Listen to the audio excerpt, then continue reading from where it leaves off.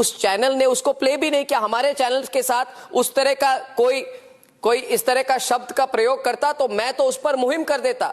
वो चैनल तो एक हफ्ते से उसी फुटेज पे बैठा हुआ है, प्ले करे, सवाल पूछे, मैं तो उसके ऊपर मुहिम कर देता। अरे ये क्या देखने को मिल रहा है अर्नब भाई? अर्नब भाई यहां पर एनडीटीवी को टारगेट कर रहे हैं, बॉस के चैनल को टारगेट कर रहे हैं। देखो अर्नब भाई, आप सुधीर चौधरी को टारगेट कर सकते हो 15 करोड़ मिलने के लिए एंड सवाल ना पूछने के लिए स्टफ, बट बॉस के चैनल से सवाल पूछोगे तो बॉस डीके कर देगा आपका यहां पे। वैसे अगर इसी रेट पे सब चीजें बदलती रही अर्नब गोस्वामी की लाइफ में, तो वो दिन दूर नहीं जब अर्नब गोस्वामी रवीश कुमार के चैनल पे बैठा हुआ सच बोलने का काम कर रहा होगा उनके साथ। अब कुछ लोग अर्नब गोस्वामी के इस एटीट्यूड को बहुत ज्यादा सेलिब्रेट कर रहे हैं, लेकिन ये एटीट्यूड सेलिब्रेशन वर्दी नहीं है। इनफैक्ट ये सिर्फ नौटंकी है, उससे ज्यादा कुछ नहीं। ये सिर्फ वैसा ही है जैसे कि बॉयफ्रेंड गर्लफ्रेंड से रोज शाम को सॉरी बोलता है कुछ गलती करने के बाद, वैसे ही अर्नब गोस्वामी भी अब रोज शाम को प्राइम टाइम पे जनता से एक तरीके से बोल रहा है sorry Babu. And Arnab Goswami यहां पर ये दिखा रहा है कि वो प्रेस फ्रीडम को डिफेंड कर रहा है। ये ठीक वैसा ही है जैसे कि Gyani Gyanesh free and fair election को डिफेंड करने बैठ जाए। कोई रिलेशन नहीं आपस में इन दोनों चीजों का, लेकिन फिर भी हो रही है। एंड मेरी ये बात कहीं पर लिख कर रख लो, जिस दिन अर्नब गोस्वामी को 15 करोड़ रुपए या फिर किसी एड का कोई पैकेज मिल गया ना, उसी दिन से इसका स्विच फिर से यहां पर ऑफ हो जाएगा। उसके बाद से ये कोई सवाल नहीं पूछने वाला। प्रॉब्लम यहां पर सिर्फ इतनी सी है कि एड रेवेन्यू घटा चला जा रहा है और सरकार जी यहां पर एड नहीं दे रहे, वरना तलवे चाटने में क्या प्रॉब्लम होती। पता नहीं ये चैनल वालों को भी क्या हो गया, रिपोर्टर पर इस तरह से गाली किया मगर चैनल ने चला ही नहीं। पता नहीं ये चैनल वालों को क्या हो गया, रिपोर्टर के ऊपर किस तरीके से गाली पड़ी और चैनल वालों ने चलाई नहीं। अरे ये चैनल वालों को वही हो गया है जो आपको इतने साल से हुआ पड़ा था, तलवे चाटने की बीमारी। एनडीटीवी में पहले नहीं थी, अब वहां पर भी आ चुकी है। वैसे बहुत चीजें बदली नहीं है। पहले भी अर्नब गोस्वामी को एनडीटीवी से प्रॉब्लम थी क्योंकि वहां पर रवीश कुमार जी थे, एंड अभी भी अर्नब गोस्वामी को एनडीटीवी से ही प्रॉब्लम है। लेकिन अर्नब भाई आप याद रखो, बॉस कहीं डीके ना कर दें आपका। अब वैसे बहुत सारे लोग ये कह रहे हैं कि मीडिया के सुर बदले हुए लग रहे हैं, एंड इसके पीछे हिरेन जोशी एक रीजन हो सकता है, क्योंकि हिरेन जोशी रातों रात एलिजिडली कहीं पर गायब हो चुके हैं। मोदी जी ने उन्हें बाय बाय कर दिया है। एंड इसी की एक और छोटी सी झलकी देखने को मिल रही है यहाँ पर। छोटा अर्नब भी बाहर आ चुका है एंड वो भी सवाल पूछ रहा है यहाँ पर सरकार से। सुधांशु त्रिवेदी को बुलाया अमीश देवगन ने डिबेट शो में, एंड डिबेट किसके ऊपर थी? शाहरुख खान ने, जो बांग्लादेश का प्लेयर ले लिया है। देखो ये कुछ भी नहीं है, ये सिर्फ तुम्हारे को बेवकूफ बनाने का एक क्लासिक टैक्टिक है जो कि कई सालों से चला आ रहा है। तुम लोग इंदौर के गंदे पानी या फिर किसी भी रियल इशू के ऊपर सवाल मत पूछना। शाहरुख खान ने बांग्लादेश का प्लेयर ले लिया है, यही सच्चाई है, यही सबसे बड़ा मैटर है। यह भी कहना चाहूंगा कि बहुत सी ऐसी चीजें होती हैं, आपको कितना भी सही लगे, एक कहावत है, यद्यपि शुद्धम लोक विरुद्धम ना करणीयम ना चरणीयम। कोई जरूरत भी नहीं है कि हमारा उस बांग्लादेश के खिलाड़ी के बगैर काम चल सके ना चल सके। इसलिए मैं कहना चाहता हूं, बहुत सी, अब मैं बताना चाहता हूं, आप कहीं सरकार रोकना चाहिए। हर चीज आईपीएल की ऑक्शन लिस्ट में था। मैं जवाब दे रहा हूं भाई। गुल्लू भैया थोड़े से एक्साइटेड हो गए, कल शाम को 2-4 पेडिग्री के बिस्किट इन्होंने ज्यादा खा लिए थे, इसलिए यहां पर सवाल पूछ रहे हैं कि आईपीएल की ऑक्शन लिस्ट में था यहां पर वो बांग्लादेशी प्लेयर जिसको लेकर के इस टाइम पर इतना बड़ा बखेड़ा किया जा रहा है। एंड बीजेपी के सांसद एंड प्रवक्ता ये दलील पेश कर रहे हैं, क्लासिक घटिया पने वाली दलील। ये कह रहे हैं कि अगर वो था यहां पर आईपीएल की लिस्ट में, बीसीसीआई ने रखा था, तो क्या फर्क पड़ता है, आप अपने आप ही बॉयकॉट कर दो ना, जैसे कि लोगों ने चाइनीज चीजों का बॉयकॉट किया। अब देखो दिवाली में चाइनीज लाइटें वगैरह नहीं दिखती, एंड ये बात सबसे बड़ा झूठ है। आप दिवाली पे मार्केट जाओ, आपको A to Z चाइना का सामान दिखेगा। एंड इसके ऊपर एक ग्राउंड कवरेज भी इस बार हुई थी, कुछ वेंडर्स ने बताया था कि लोग चाइना से सामान ला रहे हैं और उसके ऊपर डब्बा बनवाते हैं, डब्बे पे मेड इन इंडिया लिखवा लेते हैं, वो डब्बा भी चाइना में ही छप करके इंडिया आता है। ये है इस टाइम पर चाइना की इन्वॉल्वमेंट हमारे इंडियन मार्केट्स के अंदर। एंड दूसरी तरफ दिखाया जा रहा है कि देखो चाइना को लोगों ने बॉयकॉट कर दिया, इस तरीके से शाहरुख खान को भी यहाँ पर बांग्लादेशी प्लेयर को बॉयकॉट कर देना चाहिए था। क्या फर्क पड़ता है अगर बीसीसीआई ने उसको रख ही लिया था यहाँ पे? अबे क्यों रखा था बीसीसीआई ने? ये लोग जिस तरीके के लॉजिक्स यहाँ पर देते हैं, कोई बड़ी बात नहीं है। पहलगाम के टाइम पर ये लोग यहाँ पर जनता को ही दोष देना शुरू कर देते कि क्यों जनता ऐसे सुनसान अकेले एरिया में गई थी जहां पर आतंकवादी आ सकते थे। वैसे से याद है कि आज तक भी पहलगाम की वो जो आतंकवादी थे वो पकड़े नहीं गए हैं। एंड उसके बाद हम इंडिया और पाकिस्तान का मैच ऑलरेडी देख चुके हैं अपनी टीवी स्क्रीन के ऊपर, जो कि सरकार की डेफिनेटली इन्वॉल्वमेंट के बाद ही यहां पर हुआ था। अब यहां पर बात हो रही है बांग्लादेश। एंड ये बात भी आप लिख के रख लो, इसमें भी कोई बड़ी बात नहीं होगी। जब जय शाह चाहेगा तो इंडिया बांग्लादेश का मैच भी होगा, लोग उसको देखेंगे भी और उसमें स्पॉन्सर्स भी आएंगे। उस टाइम पर इनमें से एक भी बाबा या फिर एक भी गोदी की कुछ बोलने की औकात नहीं होगी। लेकिन अभी के लिए पूरी ताकत यहां पर झोंकी जा रही है, सारे बाबाओं की पलटन यहां पर आ चुकी है। एंड शाहरुख खान कितना बड़ा गद्दार है, इंदौर का पानी नहीं, शाहरुख खान कितना बड़ा गद्दार है। तुम यार सही चीजों पे बात करो। जैसे कोरोना काल में पाकिस्तान को तो हेल्प चली गई थी उन महानुभाव की, हिंदुस्तान में कोई हेल्प नहीं हुई, वैसे ही बांग्लादेशी क्रिकेटर को और किसी ने तो नहीं खरीदा, पर ये महानुभाव का प्यार जाग गया वहां के लिए। क्यों जागा?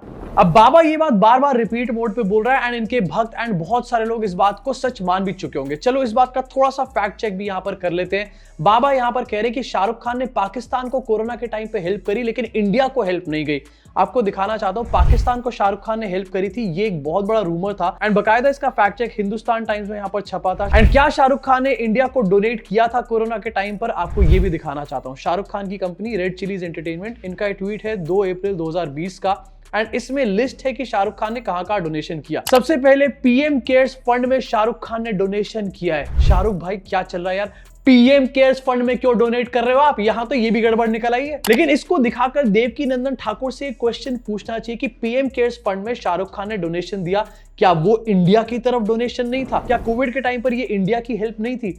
ओह, ये तो किसी एक ही बंदे की हेल्प थी शायद। इसके अलावा Maharashtra chief minister relief fund में शाहरुख खान ने डोनेट किया। Personal protective equipment and health care providers के लिए शाहरुख खान ने 50,000 पीपीई किट यहां पर बांटने का काम किया। देवकीनंदन ठाकुर ने कितने पीपीई किट बांटे, कितने पैसे यहां पर पीएम केयर्स फंड में दिए, कोई भी इसका हिसाब नहीं है। एक साथ the earth foundation, Roti foundation, working peoples charter, support for acid attack survivor, इन सब जगहों पर शाहरुख खान की कंपनी ने डोनेशन किया था कोविड के टाइम का। ये ट्वीट मैं आपको दिखा रहा हूं। लेकिन आज देवकीनंदन ठाकुर कह रहे हैं कि शाहरुख खान ने पाकिस्तान को हेल्प करी थी एंड इस बात को एम्पलीफाई किया जा रहा है, इस झूठ को सारे में फैलाया जा रहा है। ये है हमारे देश की हालत। प्रॉब्लम यह है कि मैं हिंदू हूं, मैं हिंदू धर्मगुरु हूं और हिंदू मारे जा रहे हैं, बेटियां मारी जा रही हैं, उनकी अस्मिता लूटी जा रही है, उन बच्चे मारे जा रहे हैं बांग्लादेश में, और आप बांग्लादेश के क्रिकेटर को ले आए। इससे पहले तो मुझे उनसे कोई प्रॉब्लम नहीं, आप क्यों ले आए भाई? आपने अपनी टीम में क्यों रखा? इतना बड़ा पैसा दे रहे हैं, अगर उस पैसे का 1% भी उस जगह चला गया जहां इससे एक हिंदू मर गया, क्या केकेआर मैनेजमेंट ये लिख के देगा कि उसका जिम्मेदार हमें भी उसकी सजा मिलनी चाहिए, हमें भी मर्डर की लिस्ट। अब देखो ये बाबे कितने लेवल्स पे गलत है। सबसे पहली चीज तो इनको धर्म का प्रचार करना चाहिए, ना ही यहाँ पर नफरत की बातें करनी चाहिए, किसी और बंदे को टारगेट नहीं करना चाहिए। दूसरी चीज, हिंदू सनातन धर्म हमारे को कहीं पर ये नहीं कहता कि आप झूठ का प्रचार करो एंड फेक न्यूज फैलाओ, लेकिन बाबा जी यहाँ पर फेक न्यूज भी फैला रहे हैं। क्यों? क्योंकि इनकी अपनी दुकान नहीं चल रही एंड इंदौर के मैटर से सबका ध्यान हटाना है, पीएमओ से ऑर्डर आ रखे हैं। इसी के साथ जगत गुरु भी यहाँ पर आ चुके हैं एंड इनका ज्ञान आप सुनोगे तो नेक्स्ट लेवल पर जा चुके हैं। इन्होंने शाहरुख खान और आमिर खान को मिक्स करके रख दिया है। शाहरुख खान कब देश का समर्थक रहा है?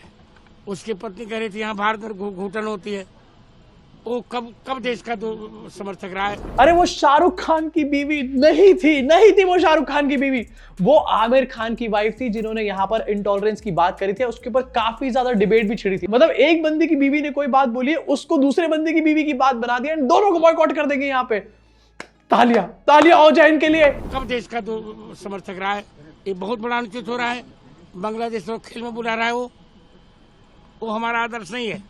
अरे वो तो बांग्लादेशी प्लेयर को इंडिया में लेकर आ रहा है, लेकिन बीसीसीआई इसके बारे में आखिरकार क्या कह रही है? बीसीसीआई ने ये बात क्लियर कर दी अपना स्टैंड कि ऐसा कोई भी बैन बाहर के एंड बांग्लादेश के प्लेयर पे नहीं लगाया गया है। इनफैक्ट ये जो ऑक्शन हुआ था इसमें 7 बांग्लादेश के प्लेयर्स थे जो कि रजिस्टर्ड थे एंड बीसीसीआई ने ही ये ऑक्शन करवाया था। लेकिन ये सारे बाबे बीसीसीआई के ऊपर जिप, क्योंकि जय शाह वहां पर बैठा है, वहां पर बोलने की औकात ही नहीं है। अभी इमेजिन करो सारे बाबे लगे पड़े एंड शाहरुख खान के ऊपर डिबेट को यहां पर टर्न करने की कोशिश कर रहे हैं, लेकिन इनमें से एक बाबा निकलकर ऐसा आता है जो कि लॉजिकल बात करता है। वो कौन होता है? जो हर बार लॉजिकल बात करते हैं, धीरेन्द्र शास्त्री। वो यहां पर फॉर वंस लॉजिकल बात कर रहे हैं। ये देखिए, इस देश की बीसीसीआई निर्णय लेगी, पर हमारा यही कहना है कि बांग्लादेशी क्रिकेटर्स को ये बात उठानी चाहिए कि हमारे जो हिंदू भाई वहां रहते हैं उनकी रक्षा सुरक्षा हो, प्रोटेक्ट हो वहां पे, और उन्हें किसी भी प्रकार से वहां पर परेशान न किया जाए। उनका भी ये दायित्व बनता है।